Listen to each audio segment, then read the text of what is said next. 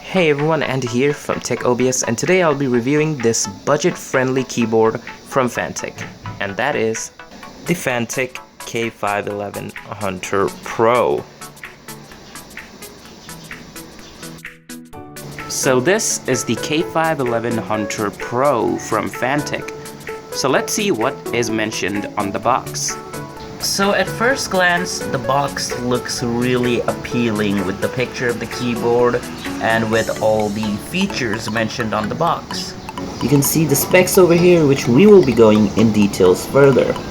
And moving to the back, we also have more technical specifications, which we will also be going further in details.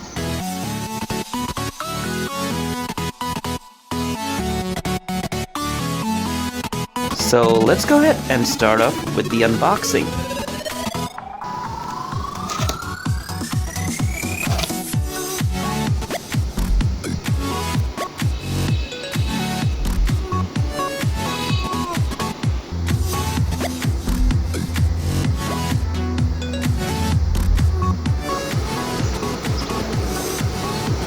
So this is the keyboard right here.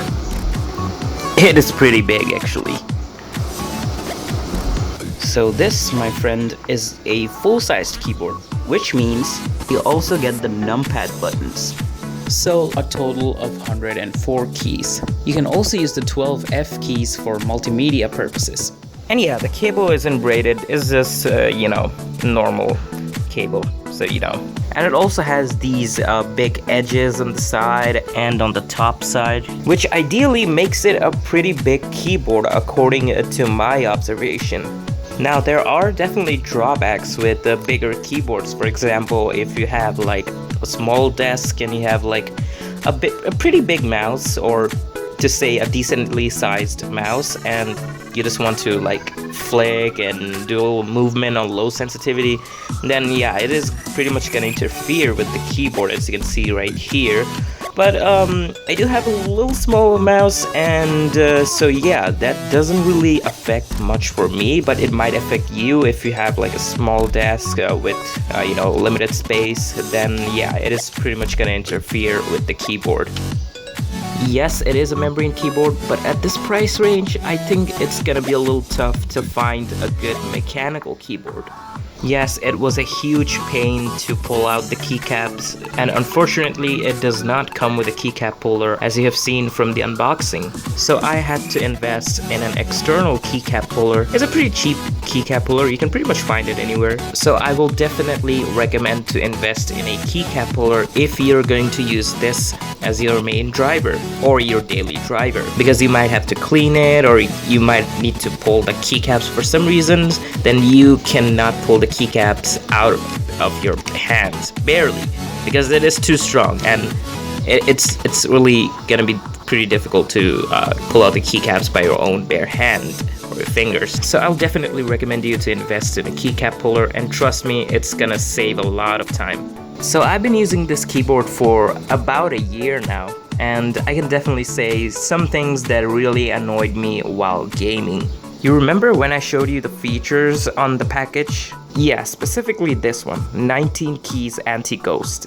So basically, in low-end keyboards, when you press multiple keys at the same time, some of the keys do not respond altogether, which causes different problems on the input, especially while gaming. So if you're familiar with anti-ghosting or N-key rollover, basically what it does is that it helps to input multiple keys at the same time without causing any input problem. So normally when you press all of the keys, or well, most of the keys according to what the limit on the anti-ghosting keys says, for example mine shows 19, so I can press 19 keys at the same time without causing any input problems. So if I press like 19 keys at the same time, it's gonna go straight to the input, and it's pretty much gonna register all of the inputs. But it doesn't work most of the time.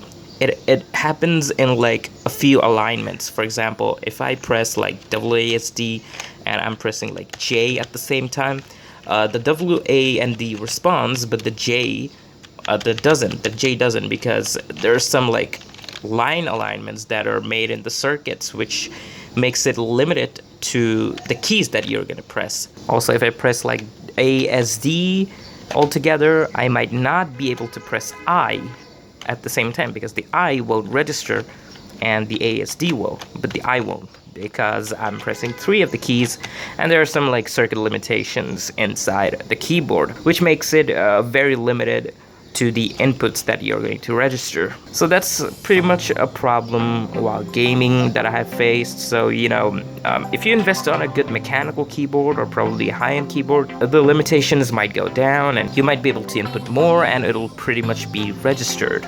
So yeah, that's the thing to bear in mind while you're gaming. Also, the keys have 40-gram trigger pressure or 40 grams actuation force. So basically, you need to put a force of 40 gram to properly register a key. Now, if it was a mechanical keyboard, then 40 gram of actuation force would have been pretty light. But since it's a mechanical keyboard, I feel it really hard to press it down. So I pretty much got used to it by pressing the keys most of the time, but sometimes it does feel pretty hard and it might affect your gameplay, I'm not sure, but yeah, for me it definitely was a bit hard to press on the keys, which, you know, makes it ideally a little hard while gaming. So, you know, it might be pretty good for you, but for me it was a little bit difficult. So yeah, it is actually pretty hard to press the keys on my opinion. And I also kind of did face like a little bit of stitchiness over here and like, you know, a little pain on the fingers because, you know, I had to press it really hard and then my fingers just, you know, it was, you know, a little pain to press the keys. So, you know, it might differ based on other people. It might be different for you, but for me, yeah, that's what happened. So I picked it up for $11, but the price went up to $12, which is a dollar fluctuation, but it's not really a huge break deal. And here are the conversion rates. Also, the keys are rated up to 8 million clicks, which is, you know, pretty good for this price range. The keyboard weighs about 645 grams, which honestly, it's not really that heavy.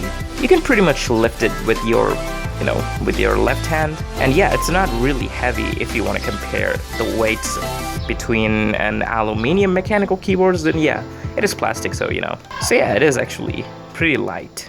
Also, it's got the standard feet under the keyboard, which is definitely a pretty good option. And it probably helps in typing for some people. For me, I didn't really feel any difference while typing with the feet flipped, but it might help you since, you know, the keys need to be pressed pretty hard. So, you know, it might definitely help you in typing. So the keycaps are also pretty huge, which, you know, makes it even more easier to type. And it gives you kind of a decent feeling while you're typing. So, you know, you're gonna be more accurate than any other typical membrane keyboards. Here's a typing sound test.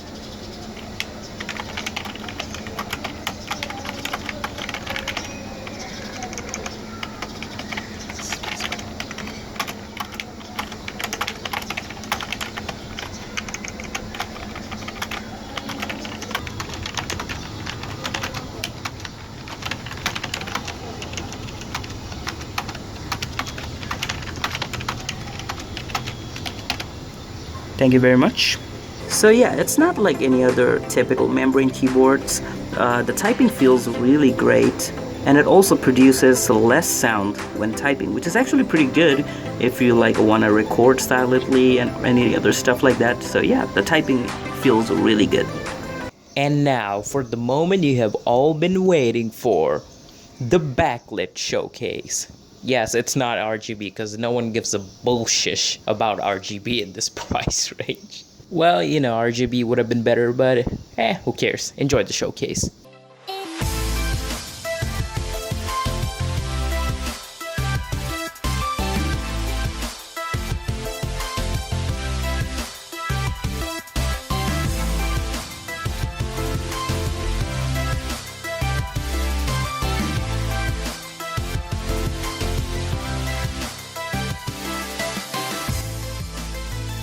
Now, the only thing I didn't like about the lights is that the keycaps don't really light up. It's only the side of the keycaps that lights up.